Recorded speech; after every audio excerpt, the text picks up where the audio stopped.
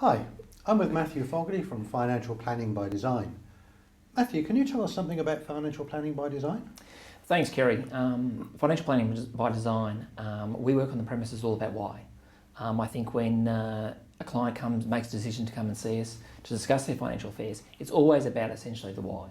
And I think the why is the most important thing we can determine with the client. Once we work out the why, then we can work out, well, how are we going to achieve that why? And that why could be a number of things. It could be funding a child's education. It could be ensuring that they go on that holiday of their dreams, or making sure that their retirement is a comfortable one and they're not having to rely on social security or to sell their home or relocate. But that's what it's all about, it's the why. And then what we do is we look at the how. And the how is really, really important, is how are we actually going to do it? And that's where we design the solutions for the client to help them achieve their goals. And then it gets down to what we do on a regular basis, and it's putting together a compliance statement of advice, a game plan for them to follow and they track. And most importantly, is keeping them on track. And I think regular reviews, catch up with the client on a regular basis to discuss their situation. And also put in contingency plan. You know, there's always plan A, but I think plan B and plan C should always support plan A. We've had many situations where we've helped clients, and last year we're proud to say we paid out about $2.1 million in insurance claims with our clients. And that's really, really important to us, is to make sure that that there is a contingency plan in place in the event something was to go wrong. One case in point is a client of ours, and 5 years ago I met her, and her husband had 6 months to live. And they were in a situation, they were referred to us by her employer. We sat down, we had some meaningful good discussion. We managed to put some stuff in place. The result for her and her family was that we managed to put some extra benefits in place. As a result, it saved their home. 5 years down the track, I still deal with her and I still deal with her family. In fact, her kids have all become clients of mine. But the important thing is that at times I've had some conversations with her, and they've been very, very meaningful conversations, but she feels confident that we've helped her on that very, very difficult journey. Now, 5 years on, things are looking a lot better. We've put some plans in place, and the sun is a little bit brighter than it was 5 years ago when her husband passed away.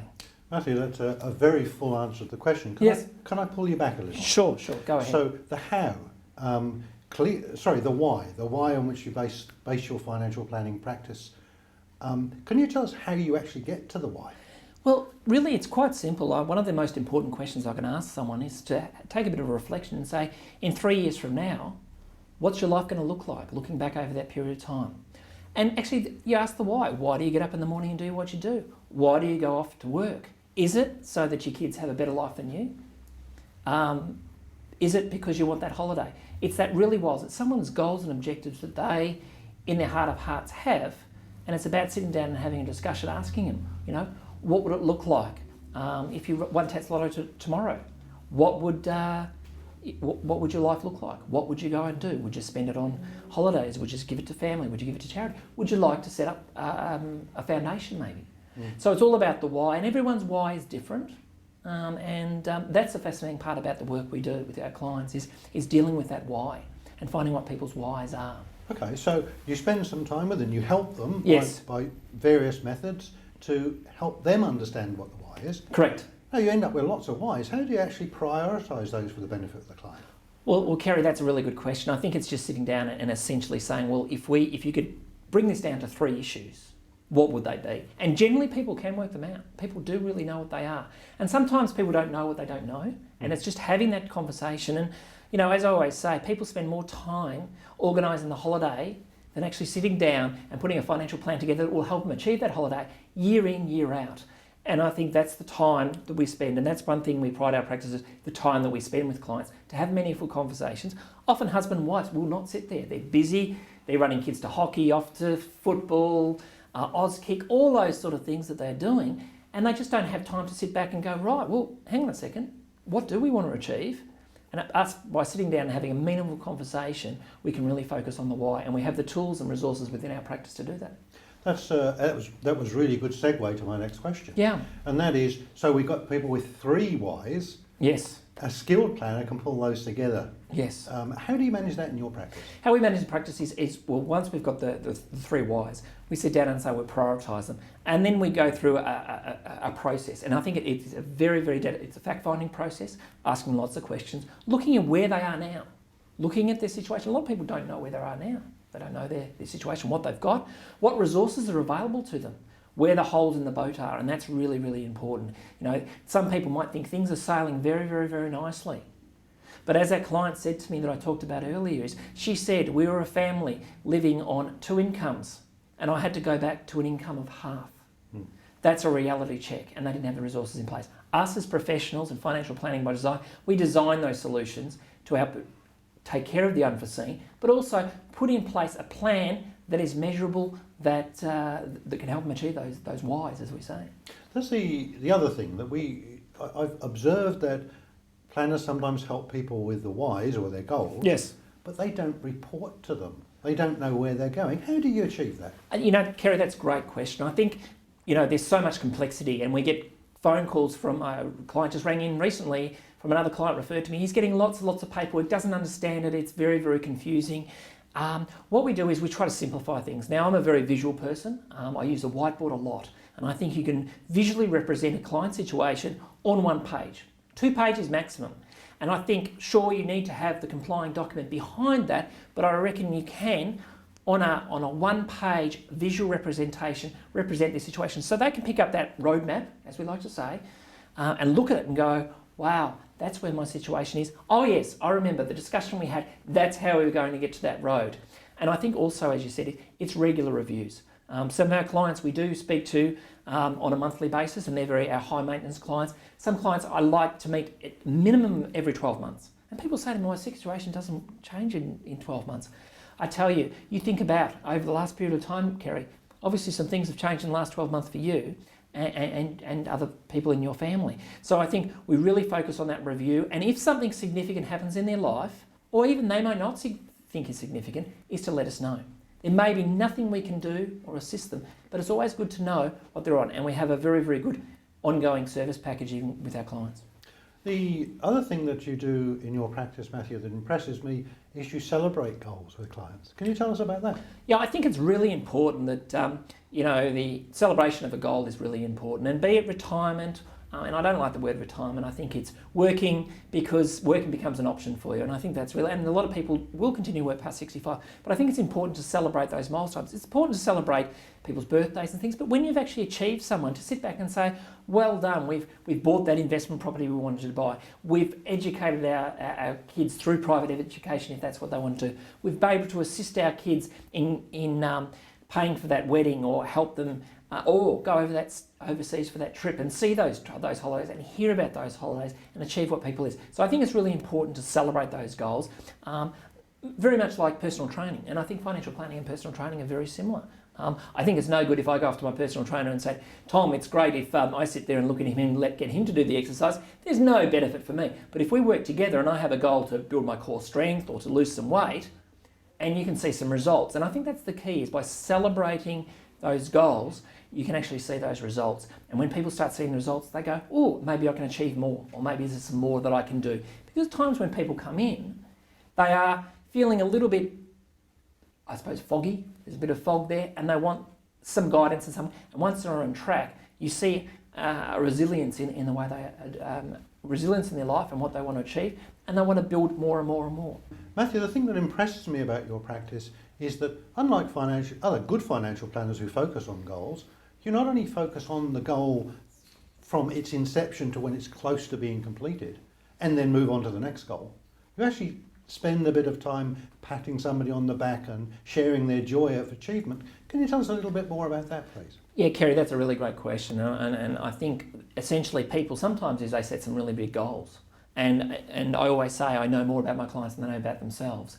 And we are the trusted advisors. What we talk about with our clients is very personal. And as a result is sometimes the goal that they set is maybe we're the only ones in their family, the people that know. And sometimes they may feel bad about telling someone about it, you know, because everyone goes, oh, you've got a bit too big for your boots. I think by us celebrating and acknowledging that goal, is a good way of reinforcing it and giving them a bit more confidence, because I think if someone's got some confidence, it allows them to grow and do some other things, and that can lead to a number of other things. We've often had people wanting to start their own business, but they don't know where to start, or they're running their business and they've come to some challenges that they need to deal with, and we work really well with small business owners to help them achieve that and work out some stuff. Yeah, look, business is not really too much more complicated than personal affairs. In fact, often they're simpler because it's more codified. Yes. And it's the work in the personal that separates advisors. The skill to operate in businesses is absolutely fabulous, and it is a skill. You do need to attain that. But you've been advising for a long time, Matthew. Yes. You've gained those skills. How long have you been on advice?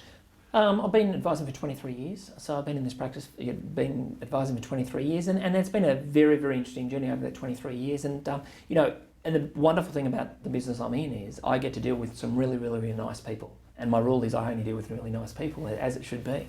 And I have some wonderful people. I have some wonderful clients who have achieved some extraordinary things in business themselves. And where there is a guiding post to them, but really the skills that they've applied, I've taken on board and said, oh, really? And be able to learn from them, as hopefully they've learned as much from me as I've learned from them. And I think that's a really good thing about business.